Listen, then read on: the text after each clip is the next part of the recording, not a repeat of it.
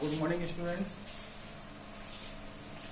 Next video है ये पीआरएमओ set की। इससे पहले दो वीडियो आपके पास जा चुकी हैं। उसमें हमने बताया था सेट की नेक्स्ट इससे प्रीवियस वीडियो में आपसे डिस्कस हुआ था इक्वल सेट, इक्विवेलेंट सेट, ठीक है, नोटेशन ऑफ सेट्स और पावर सेट, सबसेट, ठीक है ना।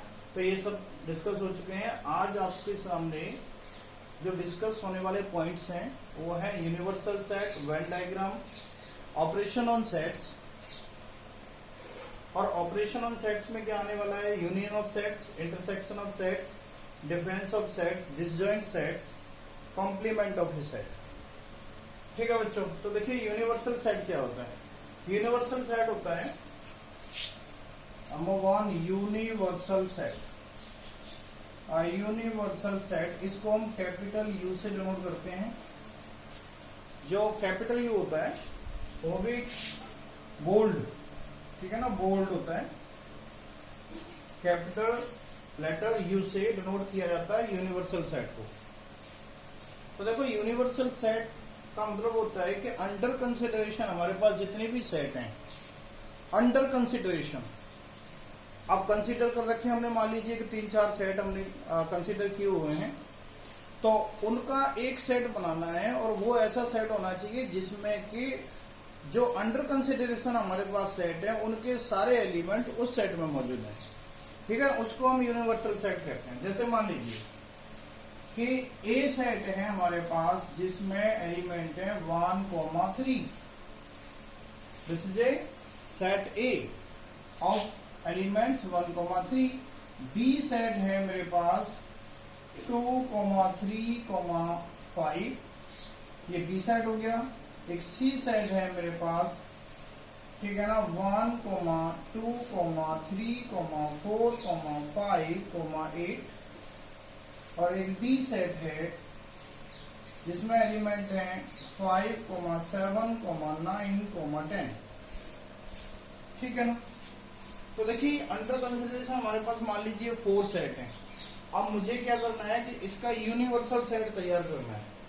तो यूनिवर्सल सेट क्या होगा? एक ऐसा सेट होगा जिसमें इन सबके एलिमेंट उसमें मौजूद होंगे, ठीक है ना।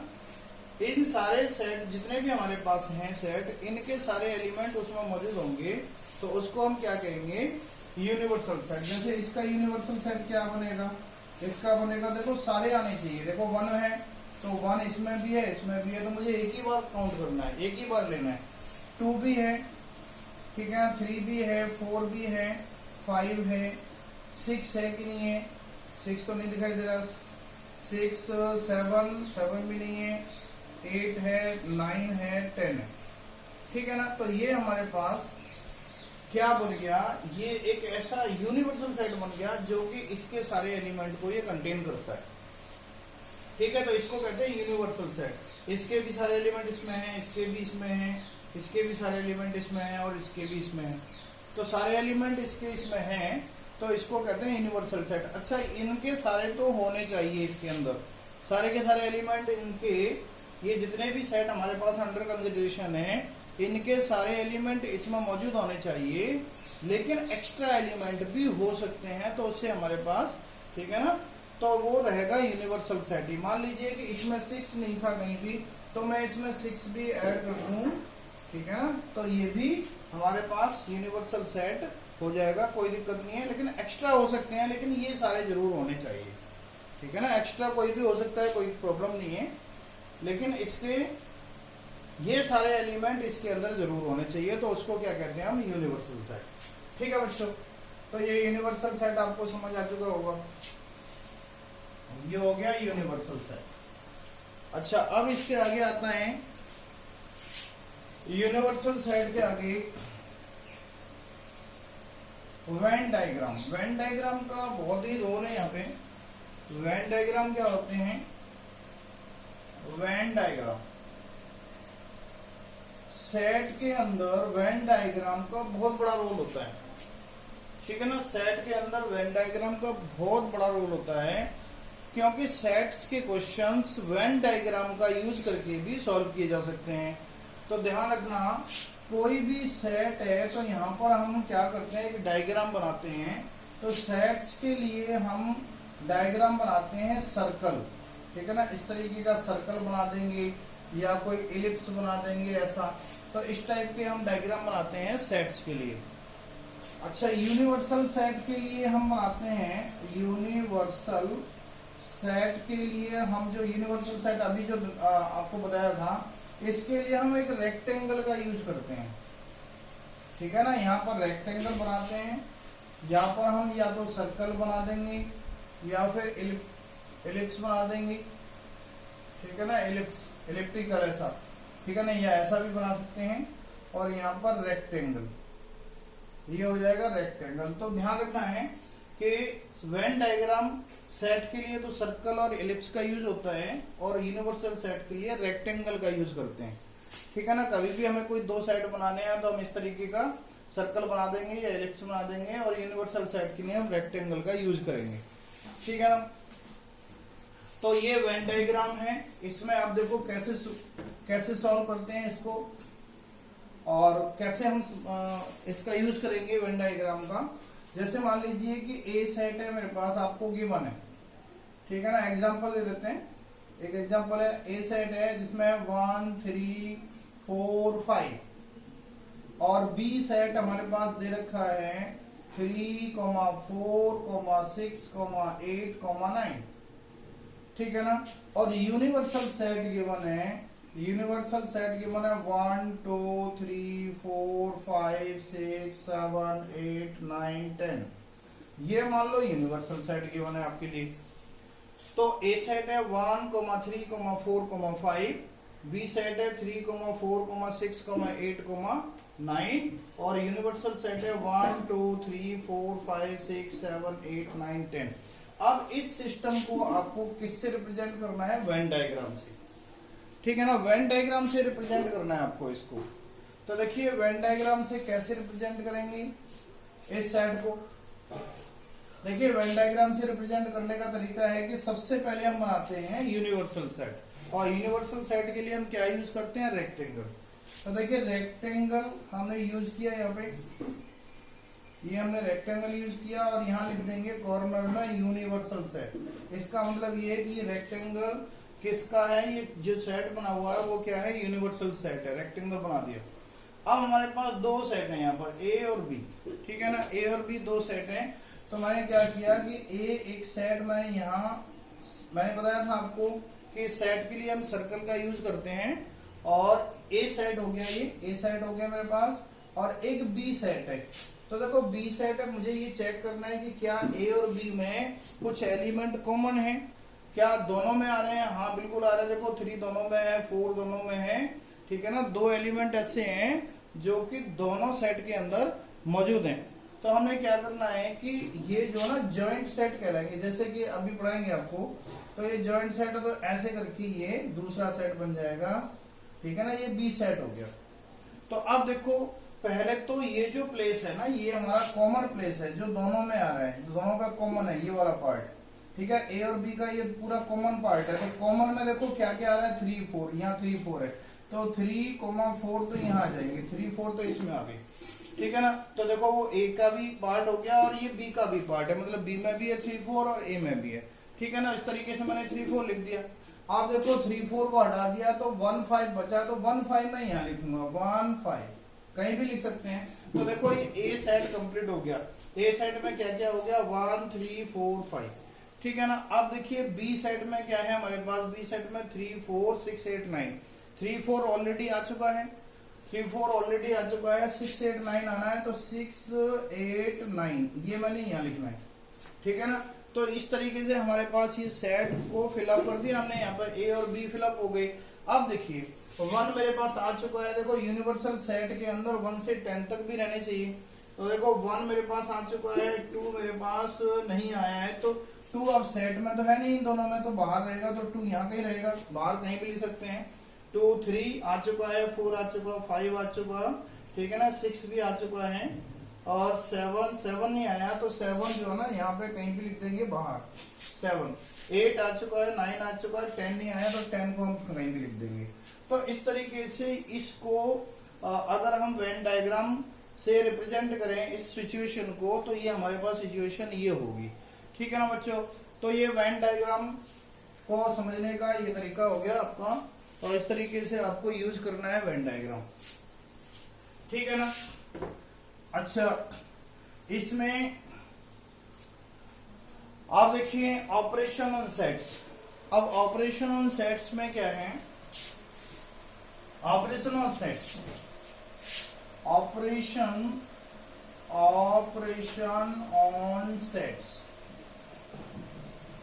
ऑपरेशन ऑन सेट्स का मतलब ये है आपको क्या क्या है इसके अंदर, यूनियन ऑफ सेट्स है, इंटरसेक्शन ऑफ सेट्स है, डिफरेंस ऑफ सेट्स है, डिसजॉइंट सेट्स है। तो ये जो ना आपको यहाँ आपके सामने ये डिस्कस हो रहा है, union of sets, intersection of set. तो देखिए union of set, union of sets, union शब्द के लिए ऐसे करके यू टाइप का निशान लगाते हैं, लेकिन ये बोल्ड नहीं होता क्योंकि यूनिवर्सल सेट के लिए बोल्ड होता है, बड़ा भी कैपिटल होता है, यहाँ भी स्मॉल होता है, छोटा सा यू बना देते हैं, तो आपको ये पता चल जाता है कि यूनियन ऑफ सेट्स है। तो देखिए यूनियन ऑफ सेट का मतलब क्या होता है, यूनियन ऑफ सेट का मतलब दो सेट का यूनियन या दो से ज्यादा सेट का यूनियन हम कर सकते हैं। ठीक है ना, union can be got using two और मोर सेट्स। ठीक है ना, यूनियन जो है ना दो से ज्यादा सेट का हमें मिल सकता है। तो देखिए यूनियन ऑफ सेट, इसमें मान लीजिए कि ए सेट है मेरे पास जिसमें मैंने मान लिया A B C, there are 3 elements in the set A and there are 4 elements in the set B, B C D F. Okay, these are the two sets, set A having element A, B, C and set B having element B, C, D, F. There are two sets and now you have to find out the union of these two sets. तो देखिए union of this two sets A union B, ऐसे इसको पढ़ेंगे ए union B. ठीक है, ये union का sign होता है, मैंने पहले बता दिया था आपको। यूनियन ऑफ सेट्स का मतलब स्मॉल यू होता है, तो A union B, A union B का मतलब इन दोनों का यूनियन करना है। ठीक है ना, तो A B C union B C D F. अब इन दोनों सेट का यूनियन करना है आपको। तो देखिए यूनियन कैसे करेंगे, यूनियन का मतलब होता है एक ऐसा सेट बनाना है जिसमें इसके भी एलिमेंट आए, इसके भी एलिमेंट आए, दोनों के एलिमेंट आए। ठीक है ना, लेकिन कोई भी एलिमेंट ऐसा ना हो जो कि छूट जाए, मतलब इसके सारे एलिमेंट आ जाए और इसके भी सारे एलिमेंट आ जाए। ठीक है ना, तो ये यूनियन क्या हो जाएगा आपका, देखो ए आ जाएगा, बी आ जाएगा, बी दो बार, देखो इसमें भी है तो एक ही बार लिखा जाएगा। ठीक है ना, और सी आ जाएगा, डी आ जाएगा और एफ आ जाएगा। इसका मतलब ये बन गया आपके पास ए यूनियन बी। याद रखना है, ए यूनियन बी क्या हो जाएगा आपके पास, A B C D F, ये सारे हो जाएंगे। अब मान लीजिए सी एक सेट मान लेट कर लिया, सी सेट क्या है आपके पास, सी सेट है 1, 2, 3, 6, 9 और डी सेट है हमारे पास 5, 7, 8, 10। ठीक है ना, अब सी का यूनियन डी से करना है, तो सी का यूनियन डी से करना है तो सी और डी के सारे एलिमेंट लेने हैं मेरे को। तो देखो 1 आएगा, 2 आएगा, 3 आएगा, 4 तो है नहीं इसमें कहीं भी, 4, 5 आएगा, 5 इसमें है, 6 इसमें है, 7 उसमें है, 8 उसमें है, 9 इसमें है, 10 इसमें है। तो देखो क्या बन गया हमारे पास, सी यूनियन डी 1, 2, 3, 5, 6, 7, 8, 9, 10। तो ये बन गया हमारे पास यूनियन ऑफ सेट्स। ठीक है ना, तो ध्यान रखना है यूनियन ऑफ सेट्स निकालने का तरीका ये है कि एक ऐसा सेट जिसमें इसके भी एलिमेंट हो और दूसरी सेट के भी एलिमेंट हो। ठीक है ना, अच्छा 3 सेट का एलिमेंट आपको करना है, मान लो ए बी और ये सी सेट है। ठीक है ना, अब आपको क्या करना है, मान लीजिए कि ये आपके पास 3 सेट्स हैं, 3 सेट्स हैं, इन तीनों का यूनियन करना है, A union B union C. तो इन तीनों का यूनियन करना है तो सारे एलिमेंट लेने पड़ेंगे A, B, C, D, F, 1, 2, 3, 6, 9। तो ये बन गया हमारे पास A union B union C। ठीक है ना। कॉमन अगर आ रहा है तो एक ही बार लिखा जाएगा, बाकी सारे एलिमेंट आपको यहां से लिखने पड़ेंगे। ये होता है यूनियन। ठीक है बच्चों। अच्छा, यूनियन को वेन डायग्राम से कैसे रिप्रेजेंट करेंगे? यूनियन जैसे मान लीजिए कि A सेट है और ये हमारे पास B सेट है। ये A सेट है, ये B सेट है, और A सेट A का यूनियन B से करना है आपको। तो A का यूनियन B से करना है तो इसका मतलब ये सारे उठाने हैं, मतलब A और B में और दोनों में जो कॉमन पार्ट है इसका ये दोनों, ये थ्री पार्ट हो गई। एक तो पार्ट ये हो गया, एक पार्ट ये हो गया, एक पार्ट हो गया। तो तीनों से सारे एलिमेंट उठा के आपको रखने पड़ते हैं। तो इसका मतलब अगर मैं सेटिंग करना चाहूंगा इस वेन डायग्राम में कि A यूनियन B वाला पोर्शन कौन सा है, तो इसका मतलब A यूनियन B वाला पोर्शन ये पूरा है। ध्यान रखना, ये जो है ना पूरा सेट हो जाएगा ऐसे। ये A यूनियन B वाला पोर्शन हो गया हमारे पास। ठीक है ना। ये A यूनियन B वाला पोर्शन हो गया, ये पूरा सेट हो गया। ठीक है। कैसे? जैसे मान लो कि A में मेरे पास क्या है 1, 2, 3 और B में मेरे पास क्या है 3, 4। ठीक है ना। अच्छा, अगर मैं A यूनियन B को रिप्रेजेंट करूंगा यहाँ पे, तो देखो कॉमन में क्या है 3 यहाँ आ गया। ठीक है ना। 1, 2 यहाँ पहुंचेगा और 4 इसमें जाएगा। तो मैंने क्या बोला था आपको कि A यूनियन B फाइंड करना है।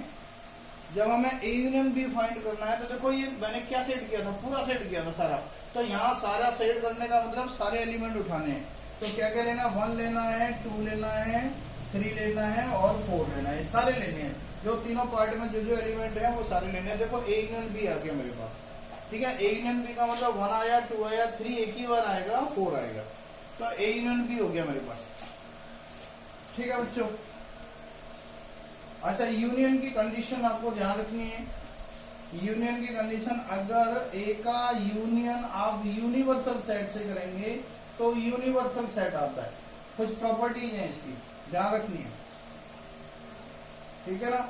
और A का यूनियन A से करेंगे तो A ही आएगा। A का यूनियन फाई से करेंगे, फाई का मतलब होता है एम्प्टी सेट। अब A का यूनियन फाई से करेंगे तो आंसर A आएगा। ठीक है ना। A का यूनियन फाई से करेंगे A आएगा, A का यूनियन A से करेंगे A आएगा, A का यूनियन यूनिवर्सल सेट से करेंगे तो यूनिवर्सल सेट आएगा। ठीक है बच्चों। तो ये भी प्रॉपर्टीज आपको ध्यान रखनी है। ठीक है। अच्छा, अब आता है इंटरसेक्शन ऑफ सेट। अब इंटरसेक्शन में क्या करना है आपको, intersection of two set. Intersection of two set, intersection of two sets का मतलब ये है, इसके लिए हम ऐसे उल्टा यू का यूज करते हैं, उल्टा यू। ठीक है ना। जो यू बनाते हैं छोटा, वो तो यूनियन के लिए होता है, ये यूनियन के लिए होता है, और यहाँ पर ये इंटरसेक्शन के लिए होता है। इसको इंटरसेक्शन बोलते हैं, उल्टा यू लगा देते हैं। तो इंटरसेक्शन का मतलब होता है कॉमन एलिमेंट। दो या दो से ज्यादा सेट का हम जब भी हम इंटरसेक्शन करेंगे तो इंटरसेक्शन में वही आएगा जो कॉमन है। ठीक है ना। कॉमन एलिमेंट आपको उठाने हैं। जैसे मान लीजिए कि A मेरे पास सेट है जिसमें है A, B, C, और B सेट है मेरे पास जिसमें एलिमेंट है B, C, D, E, F। ठीक है। अब मेरे को क्या करना है, A इंटरसेक्शन B करना है। तो A इंटरसेक्शन B करना है तो A और B का कॉमन एलिमेंट आपको उठाने हैं। कॉमन एलिमेंट क्या होंगे इन दोनों में, A, B, C, और यहाँ है B, C, D, E, F। तो देखो मेरे को B और C मिल रहा है, तो ये होता है इसका इंटरसेक्शन। समझ गए। इंटरसेक्शन होता है A और B का इंटरसेक्शन करेंगे तो इंटरसेक्शन का मतलब होता है you have to write only common elements in the A intersection B। A intersection B में आपको केवल कॉमन एलिमेंट लिखने हैं। अच्छा, अगर मैं इसमें C और ले लूं, C एक सेट और है मेरे पास जिसमें है D, E, F। ठीक है ना। D, E, F, C, D, E, F और G, और एक B सेट है मेरे पास जिसमें है E, एफ जी एच, ठीक है ना। तो देखिए ए बी सी डी ये मेरे 4 सेट हैं। तो अब मैं क्या करूंगा कि ए का इंटरसेक्शन बी से किया, मैंने आपको बताया था अभी बी कोमा सी आएगा। अच्छा अगर मैं बी का इंटरसेक्शन सी से कर दूं तो बताओ बी और सी में कॉमन क्या है? तो बी और सी में कॉमन है सी डी ई एफ, ठीक है। तो ये सी डी ई एफ आ गया, बी और सी का कॉमन आ गया। अच्छा अगर मैं सी इंटरसेक्शन डी लेना चाह रहा हूँ, सी इंटरसेक्शन डी मतलब सी और डी का कॉमन क्या है? तो सी और डी का कॉमन है ई एफ जी, ठीक है ना। ये सी और डी का कॉमन हो गया, तो ये सी इंटरसेक्शन डी आ गया। अच्छा अगर मैं ए का इंटरसेक्शन डी से लेना चाह रहा हूँ, ए का इंटरसेक्शन डी से लेना चाह रहा हूँ, तो देखो ए बी सी यहाँ है ई एफ जी एच, कोई कॉमन नहीं है, कोई कॉमन नहीं है, तो ये खाली रह जाएगा और इसको मैं लिख दूंगा empty set. A intersection D क्या आ जाएगा? एम्प्टी सेट, इसमें कोई कॉमन नहीं है, ठीक है ना। अच्छा A intersection B intersection C लेना चाह रहा हूं मैं, A intersection B intersection C मतलब तीनों का कॉमन, ए बी सी का कॉमन। तो देखो ए बी सी का कॉमन क्या है? केवल सी मिलेगा आपको। तो ये हो गया हमारे पास A intersection B intersection C. तो ये आपने समझा intersection of two set. Intersection of two sets का मतलब होता है कि कॉमन एलिमेंट्स, ठीक है ना। क्लियर हो गया होगा। देखिए यहाँ पर एक बात वेन डायग्राम से और देख लें कि मान लीजिए कि आपको के पास ए सेट है ये और दूसरा ये बी सेट है हमारे पास। तो बेटा ये जो पार्ट है, ये वाला जो कॉमन वाला है, इसी को कहते हैं ए इंटरसेक्शन बी। ध्यान रखना ए इंटरसेक्शन बी का मतलब ये वाला पार्ट। आपको बताया था ए यूनियन बी कौन सा पार्ट होता है? ये पूरा सारा पार्ट ये ए यूनियन भी होता है, ए इंटरसेक्शन भी होता है, ये वाला बीच वाला पार्ट, ठीक है ना। इस जो कॉमन है उसको कहते हैं ए इंटरसेक्शन बी, ठीक है ना। अब ये वाला जब ये वाला पार्ट हो गया तो इस वाले पार्ट को क्या कहते हैं? जो ये हमारे पास डॉटेड है, ठीक है, जो मैंने डॉट लगाए हुए हैं, इस वाले पार्ट को मैं क्या कहूंगा? इसको कहते हैं हम ए माइनस बी, ठीक है। अच्छा ये वाला जो सर्कल वाला पार्ट है, छोटे छोटे सर्कल बने हुए हैं, इस वाले पार्ट को मैं क्या कहूंगा? इसको कहूंगा मैं बी माइनस ए। ध्यान रखना, ठीक है ना। ये वाला पार्ट होता है a माइनस बी, ये बीच वाला पार्ट a इंटरसेक्शन b और ये होता है b माइनस ए, ठीक है ना। तो ये 3 पार्ट में डिवाइड हो जाते हैं। तो इसको हमने a माइनस बी बोलना है, ये a इंटरसेक्शन b है और ये b माइनस ए है। अच्छा a माइनस बी को मैं क्या लिख सकता हूँ? a में से a इंटरसेक्शन b हटा दो, एक ही बात है, इसको लिखो या इसको लिखो, एक ही बात है। देखो a में से ये पूरा a है, इस पूरे में से a में से मैं a इंटरसेक्शन b वाला पार्ट हटा दूं, जैसे मान लो मेरे पास a है ये, और इसमें से इतना पार्ट हटा दूं मैं, क्योंकि ये तो a इंटरसेक्शन b आ रहा है, तो इतना पार्ट मैं हटा दूं तो ये तो बचेगा मेरे पास। a में से मैंने a इंटरसेक्शन b हटा दिया तो a माइनस बी के बराबर आएगा।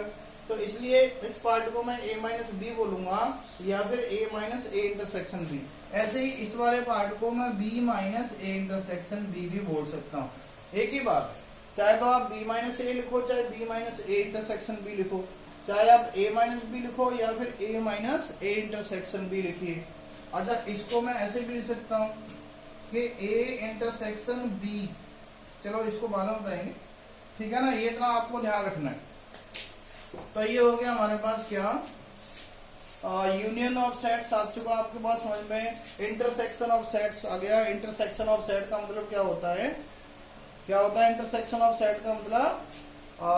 Common element. You have to write the common elements in the set. Okay student, तो देखिए बच्चों अगला टॉपिक हमारे पास क्या है? डिफरेंस ऑफ सेट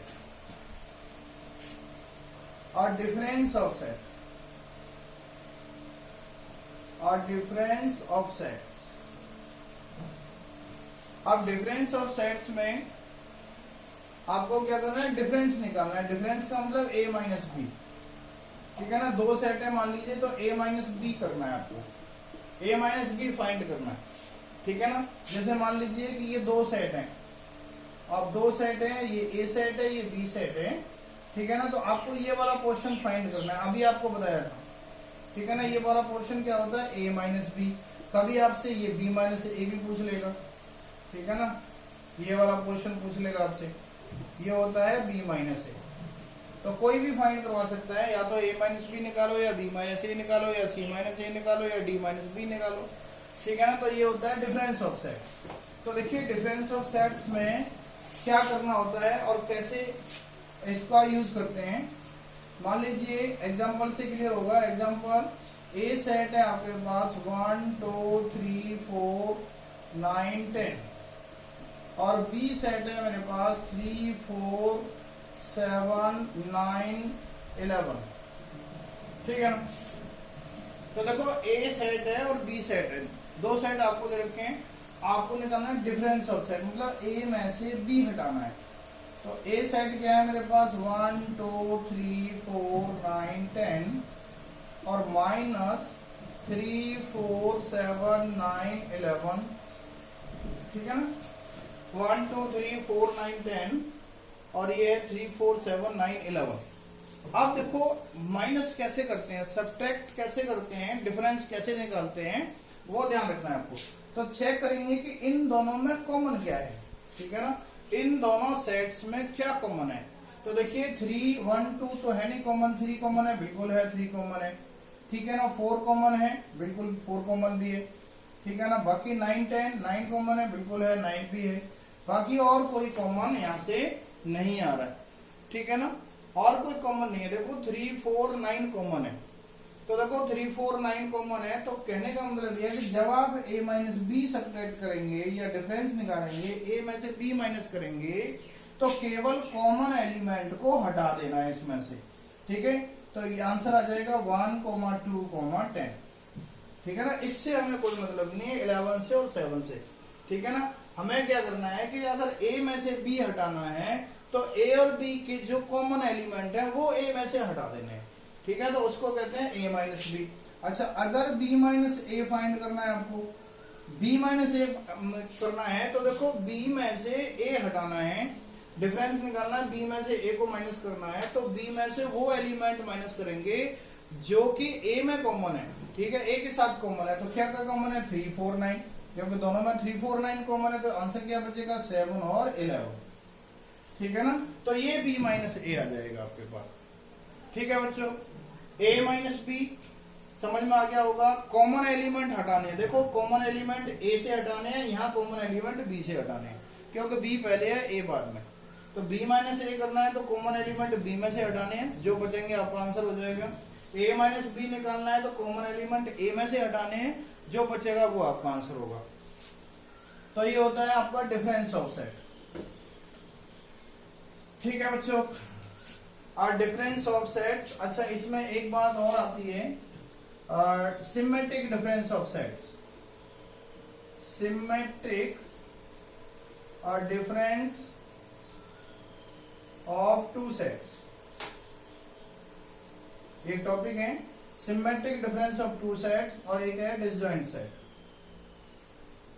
और डिसजॉइंट सेट्स, ठीक है। तो देखो अब आता है, ये आपका हो चुका है यूनियन, आपको समझ में आ गया। ए और बी का यूनियन करना है, ए के सारे एलिमेंट बी के सारे एलिमेंट सारे लेने, ठीक है ना, लेकिन डबल नहीं आना चाहिए। इंटरसेक्शन का मतलब कॉमन एलिमेंट, ये आ गया आपको। डिफरेंस का मतलब ये है कि ए माइनस बी करना है तो ए और बी में जो कॉमन है वो ए से हटा देने हैं, बी माइनस ए करना है तो ए और बी में जो कॉमन है वो बी से हटा देने हैं, तो उसको कहते हैं डिफरेंस ऑफ सेट। अच्छा अब आता है symmetric difference of two set, symmetric difference of two set, symmetric difference of two set.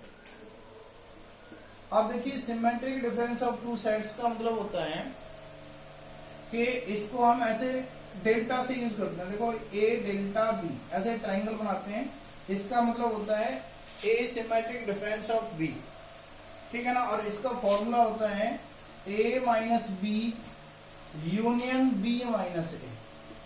कभी भी आपको ए सिमेट्रिक डिफरेंस बी निकालना हो तो A symmetric difference B equal to A minus B union B minus A, ठीक है ना। तो ये आपको ध्यान रखना है, ये फॉर्मूला है। इसी तरीके से आप ए सिमेट्रिक डिफरेंस बी निकालेंगे। जैसे मान लीजिए कि ए मेरे पास सेट है 1 3 5 6 और बी सेट है मेरे पास 2 3 5 6 7, ठीक है ना, ये बी सेट है। अब मुझे क्या करना है, पहले तो मैं ए माइनस बी निकालूंगा।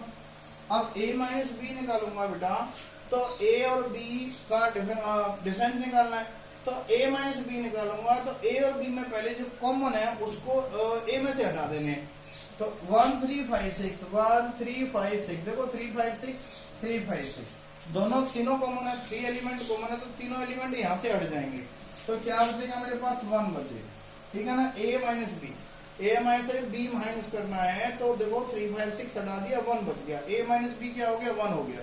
अब मैं निकालूंगा b माइनस ए, तो देखो b माइनस ए निकालूंगा, तो b में से कॉमन एलिमेंट हटा दो, तो 3 5 6 हटा दूंगा, तो कितने बचेंगे 2,7, ये हो गया b माइनस ए। अब आपको फाइंड करना है a symmetric difference of set b, तो इसका फॉर्मूला आपको पता है a minus B union b minus A. a minus B कितना आ रहा था 1 और यूनियन b माइनस ए कितना आ रहा था 2,7। इसका मतलब इन दोनों का यूनियन करना है। अब यूनियन आपको पता ही है कैसे करते हैं, दोनों के एलिमेंट उठा के रख देते हैं 1, 2, 7, दिस इज योर आंसर। तो इस तरीके से आप ऐसे symmetric difference of two sets find कर सकते हैं, ठीक है। अब आता है डिसजॉइंट सेट। डिसजॉइंट सेट होते हैं बेटा जिसमें डिसजॉइंट सेट का मतलब होता है डिसजॉइंट सेट ऐसे सेट जिसमें a intersection a minus B equal to 5 होना चाहिए। मतलब डिफरेंस ऑफ सेट निकालें तो उसमें 5 आना चाहिए, मतलब कुछ भी नहीं बचे, मतलब उसको कहते हैं डिसजॉइंट सेट, ठीक है ना।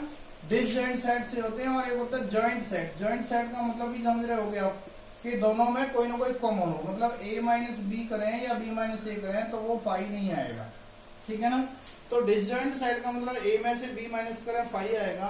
जॉइंट सेट का मतलब ऐसे दो सेट जो जॉइंट है, इसका मतलब उनका डिफरेंस 5 नहीं होगा, मतलब एम्प्टी सेट नहीं होगा, ठीक है बच्चों। तो डिसजॉइंट सेट जैसे मान लीजिए कि a सेट है मेरे पास, a सेट क्या है 1 2 3 और b सेट क्या है मेरे पास 4, 5, 6।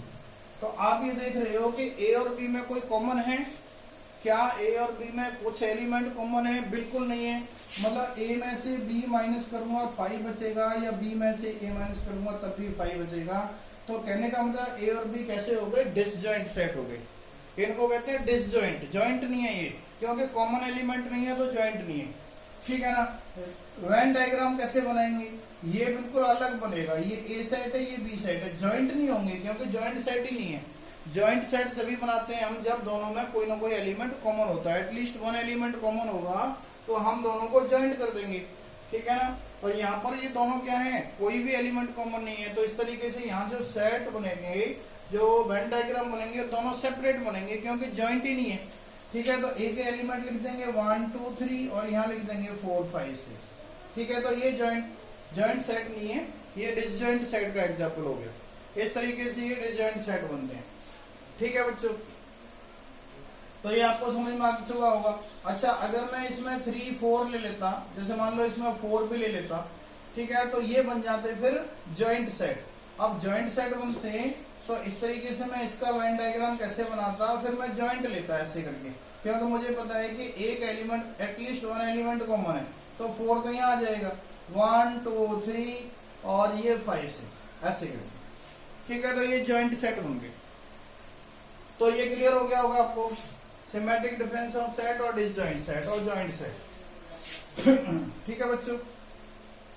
इंटरसेक्शन ऑफ सेट की जो प्रॉपर्टी है वो आपको ध्यान रखनी है। ये इंटरसेक्शन की property A intersection universal set, तो ये क्या होता है? ए ही होता है। यूनियन में यूनिवर्सल सेट आता है, ए इंटरसेक्शन यूनिवर्सल सेट में ए आता है।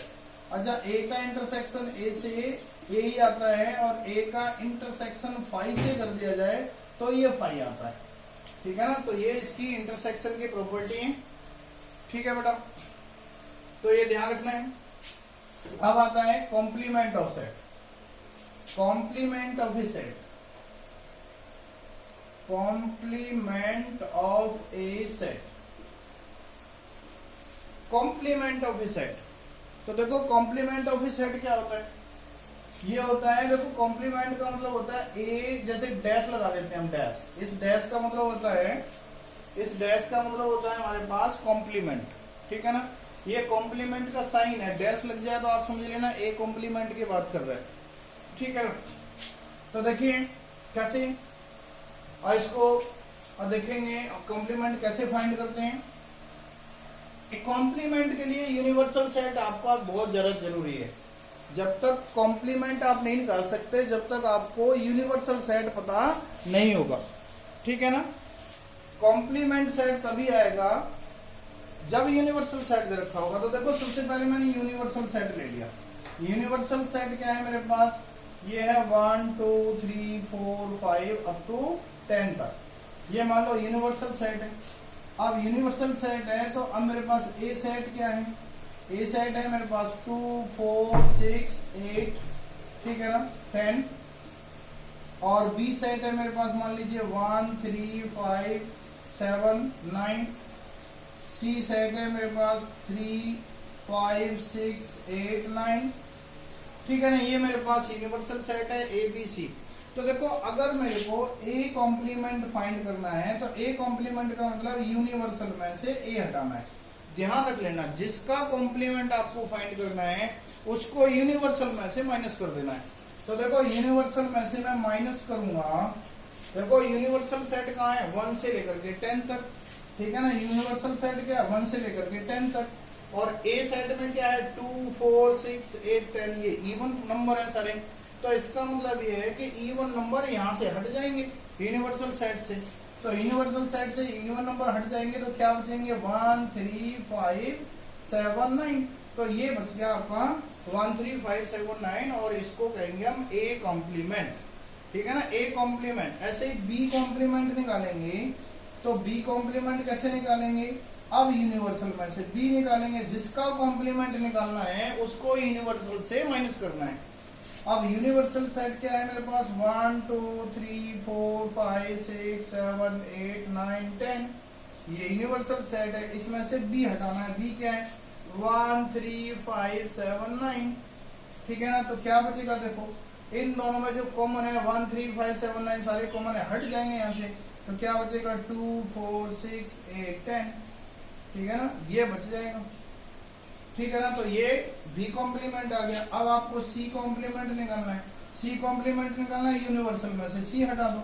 अब यूनिवर्सल में से सी हटाऊंगा मैं, तो देखो 3 हटाऊंगा तो क्या बचेगा, यहाँ 1 2 आ जाएगा, 1 2 बचेगा। 3 तो हट गया क्योंकि 3 इसमें, 5 हटाना है, 5 हटाना है तो 4 बचेगा, 5 हटाना है, 6 हटाना है, 5 6 हट गया, ठीक है ना। 3 हट गया, 5 6 हट गया, 7 आएगा, 7 आएगा इसमें, 8 हटाना है, 9 हटाना है, 10 आएगा, ठीक है ना। तो ये बच गया मेरे पास सी कॉम्प्लीमेंट। तो ध्यान रखना है कॉम्प्लीमेंट का मतलब ही होता है कि आपको कैसे कॉम्प्लीमेंट फाइंड करना है। तो कॉम्प्लीमेंट को यूनिवर्सल, मतलब जिसका भी कॉम्प्लीमेंट आपको फाइंड करना है उसको यूनिवर्सल सेट से माइनस कर देना है, ठीक है ना। तो देखिए इसकी कुछ प्रॉपर्टीज और हैं कॉम्प्लीमेंट की। कॉम्प्लीमेंट की कुछ प्रॉपर्टीज हैं वो आपको ध्यान रखनी है। जैसे मान लो यूनिवर्सल सेट है मेरे पास, यूनिवर्सल सेट क्या है 1 2 3 4 5 6, ठीक है ना। अच्छा, कॉम्प्लीमेंट की प्रॉपर्टी क्या है, पहली प्रॉपर्टी ये कि ए कॉम्प्लीमेंट का कॉम्प्लीमेंट ए ही होता है। ध्यान रखना किसी सेट के कॉम्प्लीमेंट का कॉम्प्लीमेंट कर दें तो ए ही आएगा।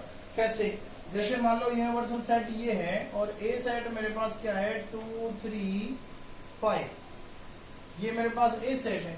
अच्छा, अब मैं ए कॉम्प्लीमेंट निकालना चाहता हूं तो यूनिवर्सल में से ए माइनस करना पड़ेगा। अब यूनिवर्सल में से ए माइनस कर दो, 2 3 5 हटा दो, 2 3 5 हटा दिया तो 1 4 6 बचेगा, 1 4 6, ठीक है ना। ये ए कॉम्प्लीमेंट आ गया। अब ए कॉम्प्लीमेंट आ गया, 1 4 6 आ गया। अब मैं बी कॉम्प्लीमेंट, अच्छा ए कॉम्प्लीमेंट का फिर कॉम्प्लीमेंट फाइंड करना है मेरे को। ए कॉम्प्लीमेंट का कॉम्प्लीमेंट फाइंड करना है तो मैं क्या करूंगा कि फिर यूनिवर्सल में से ए कॉम्प्लीमेंट को हटाऊंगा, क्योंकि ए कॉम्प्लीमेंट का कॉम्प्लीमेंट फाइंड करना है तो यूनिवर्सल में से फिर ए कॉम्प्लीमेंट हटा दूंगा। तो देखिए यूनिवर्सल में से ये यूनिवर्सल है, इसमें से ए कॉम्प्लीमेंट ये है तो इसमें से ये हटाऊंगा, 1 4 6 हटा दूंगा तो 2 3 5 बचेगा, 2 3 5, और जो क्या आ गया, जो वही सेट आ गया जो मेरे पास ए था, ठीक है। तो ए कॉम्प्लीमेंट का कॉम्प्लीमेंट क्या हो जाता है, ए हो जाता है। तो ध्यान रखना है ए कॉम्प्लीमेंट का कॉम्प्लीमेंट इक्वल टू ए। अच्छा, इसके लिए आपको कुछ और भी प्रॉपर्टीज हैं। दूसरी डिमॉर्गन्स लॉ है, और वो डिमॉर्गन्स लॉ क्या होता है, ए यूनियन बी का कॉम्प्लीमेंट। ए यूनियन बी का कॉम्प्लीमेंट है A complement intersection B complement. ध्यान रखना, ये फॉर्मूला है, बहुत ही यूज होता है, इसको डिमॉर्गन्स लॉ के नाम से जानते हैं। ठीक है ना, ये फर्स्ट है, ठीक है ना, ये ए हो गई प्रॉपर्टी, ये बी हो गई, बी का फर्स्ट पार्ट हो गया, और ये सेकंड पार्ट भी है इसका, क्या है, ए यूनियन है ये इंटरसेक्शन बी का complement equal to A complement, और यहाँ इंटरसेक्शन है तो यहाँ यूनियन हो जाएगा बी कॉम्प्लीमेंट। ठीक है ना, इनको कहते हैं De Morgan's law. De Morgan's law, De Morgan's law, ठीक है ना, ये ध्यान रखना है डिमॉर्गन्स लॉ। अगर ऐसा है तो आप ऐसा लिख सकते हैं, अगर ऐसा है तो ऐसे लिख सकते हैं, ए यूनियन बी का complement equal to A complement intersection B complement. अगर यूनियन है तो इंटरसेक्शन आएगा, अगर इंटरसेक्शन है तो यूनियन आएगा। A union B complement equal to A complement intersection B complement, और ए इंटरसेक्शन बी का complement equal to A complement union B complement. ठीक है बच्चों, तो ये कॉम्प्लीमेंट ऑफ ए सेट आपका यहां तक हो गया। कॉम्प्लीमेंट की प्रॉपर्टी आपको ध्यान रखनी है, डिमॉर्गन्स लॉ आपको ध्यान रखना है। ठीक है ना, अब इसके आगे जो एक वीडियो और आएगी आपके पास, वो एप्लीकेशन की आएगी, सेट के एप्लीकेशन की बाकी, और उसी के साथ आपका सेट का चैप्टर आपका फिनिश हो जाएगा। और इसको अच्छी तरह से देखिए, 2-3 बार इसको वॉच कीजिए वीडियो को, और आपको सारी चीजें क्लियर हो जाएगी, और साथ में आप इनकी प्रैक्टिस भी कीजिए। Thank you students.